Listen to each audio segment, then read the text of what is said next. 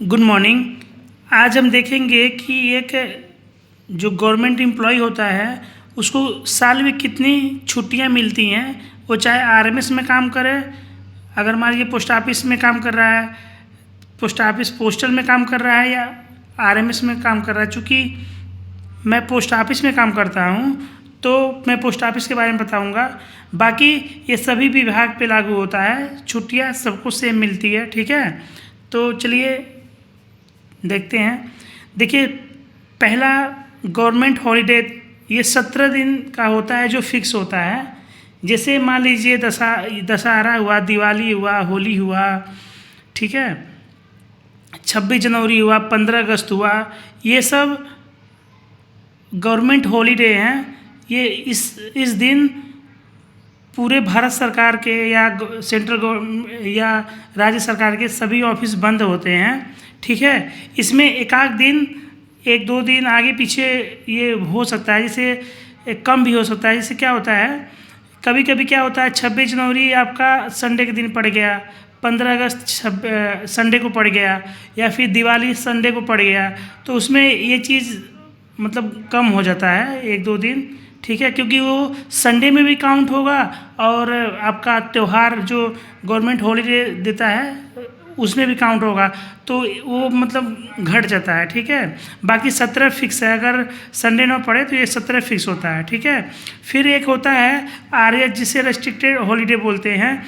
ये local festival के लिए होता है। जैसे मान लीजिए किसी राज्य में कोई त्यौहार बहुत धूमधाम से मनाया जाता है और किसी राज्य में उस त्यौहार को नहीं मनाया जाता है उतना बढ़िया से, तो ये इसमें क्या करता है सरकार, आपको 2 साल में 2 छुट्टी आप ले सकते हैं। ठीक है, ये जैसे मान लीजिए किसी राज्य में पोंगल बहुत बढ़िया से मनाया जाता है, ठीक है, और किसी राज्य में पोंगल नहीं मनाया जाता है। ठीक है, फिर ओणम, दशहरा का जो सप्तमी और महाअष्टमी होता है, ये देख लीजिए आरएस में क्या होता है। जैसे मान लीजिए न्यू ईयर में आप ले सकते हैं, ठीक है, महाशिवरात्रि के दिन ले सकते हैं, पोंगल कहीं बिहू कहीं बढ़िया से मनाया जाता है। ठीक है, बसंत पंचमी, महाशिवरात्रि, फिर ओणम, फिर दशहरा का कहीं सप्तमी और महाअष्टमी के दिन भी छुट्टी होता है। तो ऐसे बहुत सारे एक लिस्ट होता है सेंट्रल गवर्नमेंट का निकलता है जिसमें रेस्ट्रिक्टेड हॉलीडे होता है, तो उसमें आप ले सकते हैं 2 दिन। ठीक है, ठीक है, फिर होता है अर्न लीव। अर्न लीव ये क्या होता है, ये 6 महीने में 15 छुट्टी ऐड होता है। जैसे जनवरी जब शुरू होगा, जनवरी से जून तक आपको 15 छुट्टी आपके मतलब अकाउंट, समझिए अकाउंट में क्रेडिट हो जाएगा। फिर जनवरी से जून के बीच में आप कभी भी ले सकते हैं। फिर जुलाई से दिसंबर के बीच में आप 15 छुट्टी कभी भी ले सकते हैं। अगर इसको नहीं लेना चाहते हैं तो ये 30 आपका छुट्टी जो है कैरी फॉरवर्ड हो जाएगा अगले साल। ठीक है, अगले साल आपके अकाउंट में वो छुट्टी जुड़ जाएगा। ऐसे जुड़ते जुड़ते आप 300 छुट्टियाँ जोड़ सकते हैं अपने पूरे सर्विस पीरियड में। ठीक है, फिर एक होता है कैजुअल लीव।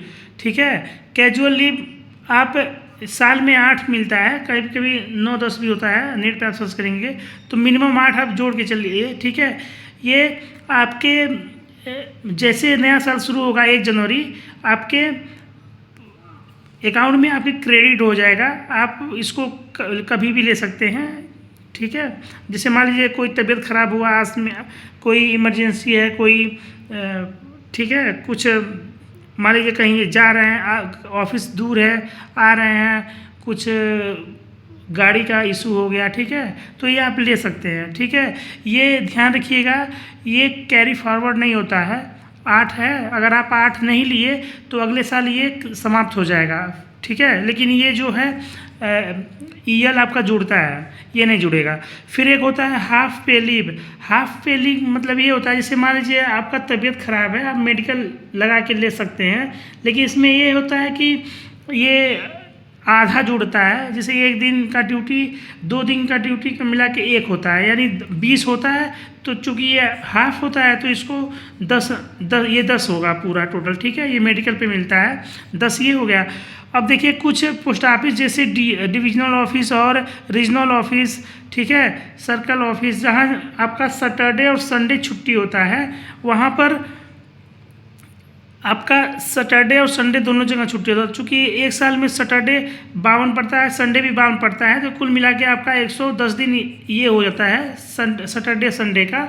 हर हफ्ते आपको सैटरडे और संडे को छुट्टी मिलेगा, ठीक है। कुछ ऑफिस में होता है सैटरडे संडे ऑफ होता है, लेकिन कुछ ऑफिस में सैटरडे ऑफ नहीं होता है, संडे ऑफ होता है बस, ठीक है। तो वहाँ पर आपका सॉरी मोबाइल थोड़ा गिर गया था, ठीक है, फिर से देखते हैं। तो कुछ ऑफिस में क्या होता है कि सैटरडे को ऑफ नहीं होता है, तो बस संडे जुड़ता है, ठीक है। तो ये आप बस 52 हो जाएगा, ठीक है। अब पूरा टोटल देख लेते हैं कि एक साल में अगर आप गवर्नमेंट एम्प्लॉई हैं तो आपको कितनी छुट्टी मिलेगा।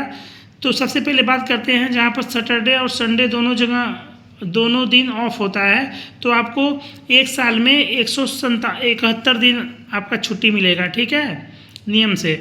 अगर मान लीजिए आपको सैटरडे आपके ऑफिस में सैटरडे ऑफ नहीं होता है, तो ये 52 आपका घट जाएगा, तो 119 हो जाएगा। जिनके ऑफिस में सैटरडे को छुट्टी नहीं होता है उनको बस 119 दिन छुट्टी मिलेगा साल में, ठीक है। जैसे मान लीजिए पोस्ट ऑफिस के हेड ऑफिस में आप काम कर रहे हैं, सब ऑफिस में काम कर रहे हैं, ठीक है, और HRO में काम कर रहे हैं, ठीक है, SRO में काम कर रहे हैं, ठीक है, जहाँ सैटरडे को छुट्टी नहीं होता है, ठीक है। अब देखिए जो अर्न लीव होता है ये 300 दिन का आप ले सकते हैं। 300 दिन आपका मान लीजिए आप सर्विस करते जा रहे हैं, हर साल 30 मिलता है, तो 30 आप जुटाते जा रहे हैं, तो ये करके आपको 10 साल में लगभग 300 हो जाएगा। तो या तो आप 3 साल ये 300 आप लगातार ले सकते हैं। अगर 300 से ज़्यादा होता है तो वो काउंट नहीं होगा, बस 300 तक आपका काउंट होगा, ठीक है। अगर ये मान लीजिए आप नहीं ले रहे हैं, 300 भी नहीं ले रहे हैं, तो आपको इसका पेमेंट मिल जाएगा, ठीक है। बाकी जो गवर्नमेंट हॉलीडे होता है वो किसी भी कैलेंडर में आप देख लीजिएगा, किसी भी जो कैलेंडर होता है जिसमें छुट्टी होता है, तो ये चीज़ आपका ये होगा रेस्ट्रिक्टेड जो हॉलीडे होता है, उसके बाद उसमें भी आप 2 ले सकते हैं। बाकी और कुछ क्वेश्चन होगा तो कमेंट करके पूछिएगा। मिलते हैं अगले वीडियो में, तब तक के लिए बाय। लेकिन ये चीज़ एक ज़्यादा एक चीज़ और बताना था। देखिए ये सारी चीज़ें जो सेक्शन में जो काम करते हैं, जो पोस्ट ऑफिस RMS के सेक्शन में जो काम करते हैं, उनके लिए अलग से कुछ होता है, वो अलग से मैं एक वीडियो बना के बता दूंगा, क्योंकि मैं सेक्शन में काम करता हूँ, ठीक है। तो उसका मैं अलग से एक वीडियो बना के कमेंट कीजिएगा तो बता दूंगा, ठीक है। मिलते हैं अगले वीडियो में, तब तक के लिए बाय।